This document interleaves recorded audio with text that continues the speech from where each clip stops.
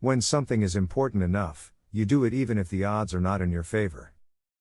I do think there is a lot of potential if you have a compelling product and people are willing to pay a premium for that. I think that is what Apple has shown. You can buy a much cheaper cell phone or laptop, but Apple's product is so much better. What makes innovative thinking happen? I think it's really a mindset. You have to decide. A company is a group organized to create a product or service, and it is only as good as its people and how excited they are about creating. I do want to recognize a ton of super talented people. I just happen to be the face of the companies. I've actually not read any books on time management. I would just question things. It would infuriate my parents. That I wouldn't just believe them when they said something because I'd ask them why.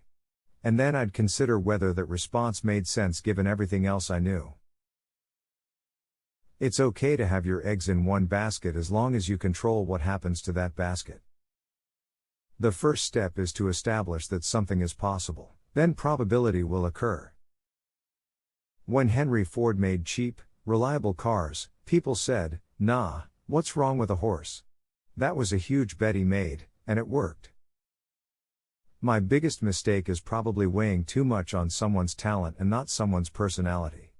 I think it matters whether someone has a good heart. I wouldn't say I have a lack of fear. In fact, I'd like my fear emotion to be less because it's very distracting and fries my nervous system. If something has to be designed and invented, and you have to figure out how to ensure that the value of the thing you create is greater than the cost of the inputs, then that is probably my core skill. I say something, and then it usually happens. Maybe not on schedule, but it usually happens. If you get up in the morning and think the future is going to be better, it is a bright day. Otherwise, it's not. I think the best way to attract venture capital is to try and come up with a demonstration of whatever product or service it's and ideally take that as far as you can. Just see if you can sell that to real customers and start generating some momentum. I think it's very important to have a feedback loop, where you're constantly thinking about what you've done and how you could be doing it better. Some people don't like change, but you need to embrace change if the alternative is disaster. I don't spend my time pontificating about high-concept things, I spend my time solving engineering and manufacturing problems.